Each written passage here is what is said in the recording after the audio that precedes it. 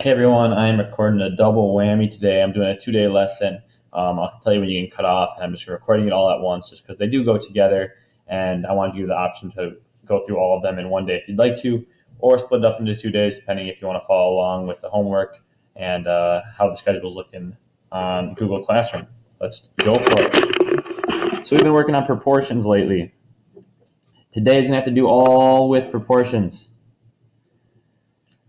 We're talking about similar figures and scaled figures. Today we'll be doing similar figures. The second half of this lesson will be on scale figures. That'll be to day 2. This is 6-3. Let's jump in.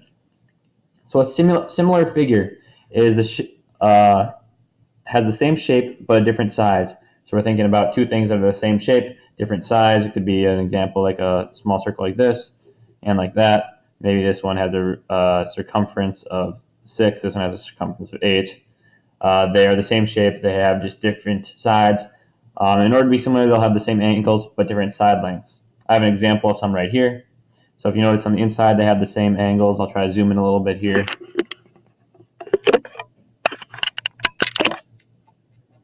So right here, you'll notice they have the same angles all on the inside, 64, 55, 61.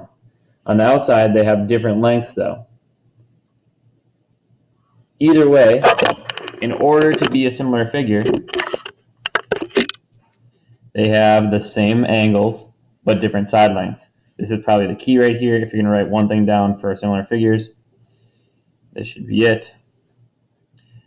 So why are similar figures so important? Well, I'll show you why right here. The side lengths are proportional. That means that we can use what we were learning yesterday. We can use that cross multiplication there to compare these similar figures. We know that they are proportional, so that means their proportions are equal to each other. You'll see plenty of examples of that. One thing I want you to note is that this little squiggly line means similar to. So if you see that squiggly line in an example like this, that's telling you that triangle ABC is similar to triangle XYZ, which means we can compare them proportionally. If you're super confused right now, don't fret. We're going to get some examples going here. So they tell us ABCD right here is similar to EF. No, I did that wrong. It should be EFGH.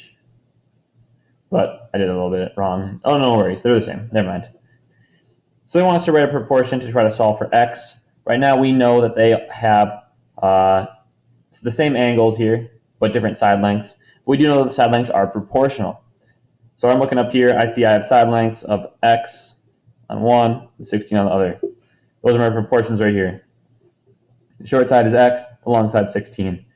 And I know this is going to be proportional. This is my key right here. Again, the side lengths are proportional. If they are similar, the side lengths are proportional. So that means we can set this equal to 18 over 24. Why 18 over 24? Because this side right here is similar to this side. 18 is the same as 24. This side right here is similar to this side. Now all we have to do is just like we were working on yesterday. We have to just cross simplify here, or cross multiply. And we're going to get 24x equals 16 times 18. Let's punch that one in right here. We get 288. And to get x by itself, we're going to divide each side by 24. And I got x equals 12. So I was just able to figure out the side length of this right here to be 12, based on the fact that these are similar shapes. So I know that the ratio between 18 and 24 is the same as the ratio between x and 16. Let's get another example here. The second one right down here, they're telling us we have similar shapes. Triangle ABC right here is similar to DEF. That means we can compare the two. And they ask us to find what the proportion is of W. Okay, so we see W over here and 8. So I know that W to 8, the ratio between W and 8 is going to be the same as the ratio between 14 and 12. All I have to do to figure out W, cross these here, we'll get 12W equals 14 times 8, 112, and divide each side by 12 to get W by itself. And I think this one's going to be a decimal. And it's going to be 9 1/3. So over here is 9 1/3. Again, these are similar shapes. That means we can compare their proportions. It'd be similar for me to say, like, if there was a person that was, let's say, super, super tall and super skinny. Let's say they are just a giant. I don't know what I'm drawing right now. A giant, super skinny, super tall person. But there was also someone that was similar to them, but they weren't as tall. They were a lot shorter, but also very skinny.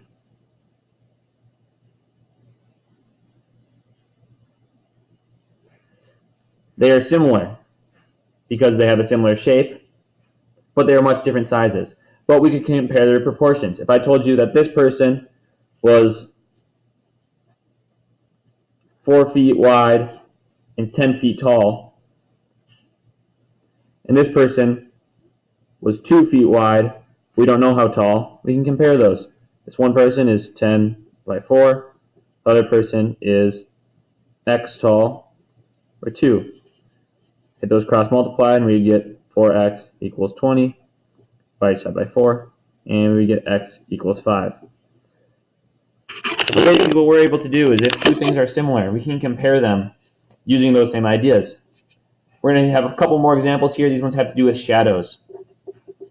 You're going to see a lot of problems about shadows because they're easy to compare. Because believe it or not, the sun is angled in such a way that our shadows are always going to be proportional based on height. So a tree has a 10-foot shadow. Here's my tree right here. I drew it really quickly. I hope you like it.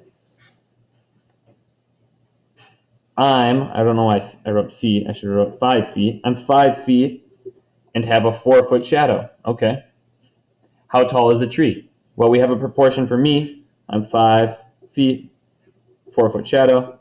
Compare that to the proportion of the tree. We got to figure that out. It's X feet tall. We don't know, but the shadow is 10. Now we just got this right here. We know what to do. Cross those. We're going to get 4x equals 50. Divide each side by 4. And we're going to get x equals 12.5. The tree is going to be 12.5 feet tall. Again, we're comparing those proportions. We know they're similar. The shadow problems you're going to see just like this, so always come back to this if you're confused. The next one, I tried to draw a building. It's terrible, I know. Maybe I'll give it a little bit of architecture or something. Here we go. Now it's good. And I have a flagpole, tall flagpole. We told us our building is 150 feet tall, and its shadow is 70 feet. And our flagpole is X feet tall, and its shadow is 60 feet. You know what to do here. They're equal to each other. All we have to do is compare them. We have 70x. I know my work's getting kind of sloppy here. Equals, let's see, 60 times 150, 9,000. Divide each side by 70. And we're going to get a very strange decimal, but x is going to equal 128, and we're going to say about 0.5. 128.5 feet tall would be how tall that flagpole is. That is your similar figures lesson. I'm jumping on to the next day here. You can pause it now and wait if you'd like to, or you can join on and keep rolling with me. All right, so today, day 2, we were talking about scale figures. We've been talking a lot about proportions. This day is also going to have to do with those proportions. Remember when we have those proportions, we have that A over B equals C over D, and if they're equal, then we can cross multiply those, and we'll know that CB is equal to DA, or AD. We're using that cross multiply method when we have those equal proportions. So a scale drawing, what that is it's an enlarged or reduced drawing that is similar to an actual object or place. What I like to think of every time I hear scale drawing is think of a map. When we have a scale drawing, we are allowed to use cross products. We're allowed to use this idea right here. Imagine we have a map, and on the map there's a scale. You might have heard this, and it tells us right up here that 1 inch equals 50 miles. So what that's telling us is on that map, for every 1 inch that there is, it actually represents 50 miles in real life. Maybe here's a big car route. So we know that if from right here to right here, if that's 1 inch on the map, that would also be 50 miles in real life. So that is a scale. We're going to get some examples of that, and I think this is going to click for you pretty quick here. So this tells us the scale of the map is 1 inch is 45 miles. 1 inch to 45 miles. I wrote that as a fraction. Remember, anytime we have something that's 1 to 44, that means the same thing as 1 to 44, which means the same thing as 1 over 44. Those are all ways to write proportions. Okay? And then they tell us Sacramento to Santa Rosa is 1.5 inches apart on the map. So I'm going to put 1.5 up top. I know that's inches on my top. How far are they actually? Okay, well, we don't know. Well, what can you do? Toss an X in there. All we have to do here, we know that these are going to be equivalent to each other. We're using the same scale, so our scale models are going to be equivalent. And it's time to cross multiply those. 1 times X is going to give me X on one side. 44 times 1.5 on the other is going to get me to 66. I just solved that right there. They're actually 66 miles apart.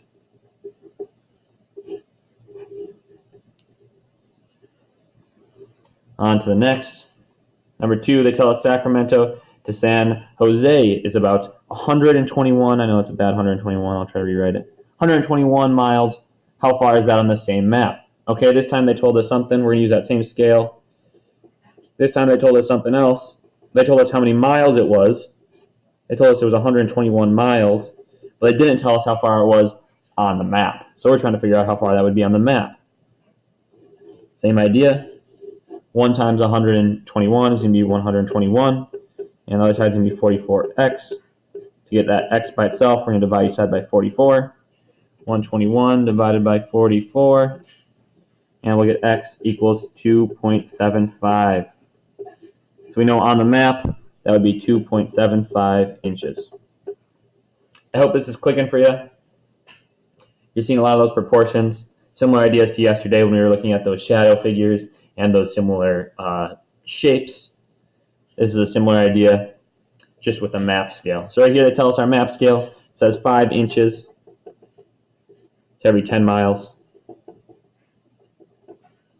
And they tell us 2 parks are 16 inches away on the map.